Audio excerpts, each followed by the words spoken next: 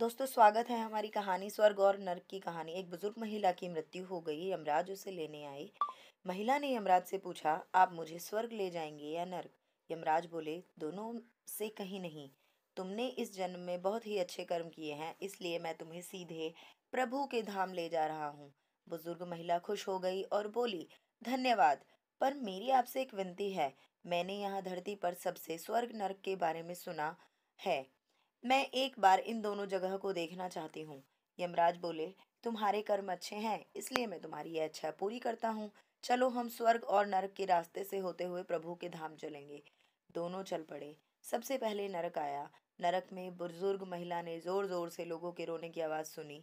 सभी लोग दुबले पतले और बीमार दिखाई दे रहे थे। महिला ने एक आदमी से पूछा, आप सब लोगों की हालत ऐसी क्यों है? आदमी बोला, तो और कैसी हालत होगी? मरने के बाद जब से यहाँ आए हैं, हमने एक दिन भी खाना नहीं खाया। भूख से हमारी आत्माएं तड़प रही हैं। बुजुर्ग महिला की नज़र एक विशाल पतीले पर पड़ी, जो कि लोगों के कद से करीब 300 फुट ऊंचा होगा। उस पतीले के ऊपर एक विशाल चम्मच लटका हुआ था। उस पतीले में बहुत ही शानदार खुशबू आ रही थी। बुजुर्ग महिला ने उस आदमी से पूछा, इस पतीले में क्या है? आदमी मायूस होकर बोला, ये पतीला बहुत ही स्वादिष्ट खीर से हर समय भरा रहता है। बुजुर्ग महिला ने हैरानी से पूछा, इसमें खीर है तो आप लोग पेट भर के ये खीर खाते क्यों नहीं? भूख से क्यों तड़प रहे हैं? आदमी रो रो कर बोलने लगा, कैसे खाएं? ये पतीला 300 फीट ऊंचा है। हम में से कोई भी उस पतीले तक नहीं पहुंच पाता। बुजुर्ग महिला को उन पर तरस आ गया। सोचने लगी, बेचारे खीर का पतीला होते हुए भी भूख से बेहाल हैं। शायद ईश्वर ने इन्हें यही दंड दिया होगा। यमराज बुजुर्ग महिला से बोले, चलो, हमें देर हो रही है। दोनों चल पड़े। कुछ दूर चलने पर स्वर्ग आया। वहां पर बुजुर्ग महिला को सबकी हंसी खिलखिलाने की आवाज सुनाई दी। सब लोग बहुत खुश दिखाई दे रहे थे। उनको खुश देखकर बुजुर्ग महिला भी बहुत खुश हो गई। पर वहां स्वर्ग में भी बुजुर्ग महिला की नजर वैसे ही 300 फुट ऊंचे पतीले पर पड़ी, जैसा नर्क में था। उसके ऊपर भी वैसा ही चम्मच लटका हुआ था। बुजुर्ग महिला ने वहां लोगों से पूछा, इस पतीले में क्या है? स्वर्ग के लोग बोले, इसमें बहुत स्वादिष्ट खीर है। बुजुर्ग महिला हैरान हो गई। उनसे बोली, पर ये पतीला तो 300 फीट ऊंचा है। आप लोग इस तक कैसे पहुंच पाते होंगे? उस हिसाब से तो आप लोगों को खाना मिलता ही नहीं होगा। आप लोग भूख से बेहाल होंगे। पर मुझे तो आप सब इतने खुश लग रहे हैं, ऐसे कैसे?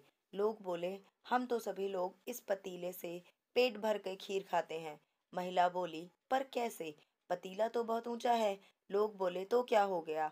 पतीला ऊंचा है, पर यहाँ पर कितने सारे पेड़ हैं। ईश्वर ने ये पेड़ पौधे, नदी, झरने हम मनुष्यों के उपयोग के लिए तो बनाए हैं। हम इन पेड़ों की लकड़ी ली, उन्हें काटा और लकड़ियों को दो टुकड़ों को जोड़ के विशाल सीढ़ी का निर्माण किया। इस लकड़ी की सीढ़ी के सहारे हम पतीले तक पहुंच पाते हैं और सब मिलकर खीर का आनंद लेते हैं। बुजुर्ग महिला यमराज की तरफ देखने लगी। यमराज मुस्काए, बोले, ईश्वर ने स्वर्ग और नर्क मनुष्यों के हाथों में ही सौंप रखा है। चाहे तो अपने लिए नर्क बना ले, चाहे तो अपने लिए स्वर्ग। ईश्वर ने सबको एक समान हालतों में डाला है। उसके लिए सभी बच्चे एक समान हैं। वे किसी से भेदभाव नहीं करते। वहां नर्क में भी पेड़ पौधे सब थे, पर वो लोग खुद ही आलसी हैं। उन्हें खीर हाथ में चाहिए। वो कोई कर्म करना नहीं चाहते, कोई मेहनत नहीं करना चाहते, इसलिए सब भूख से बेहाल हैं। यही तो ईश्वर की बनाई इस दुनिया का नियम है।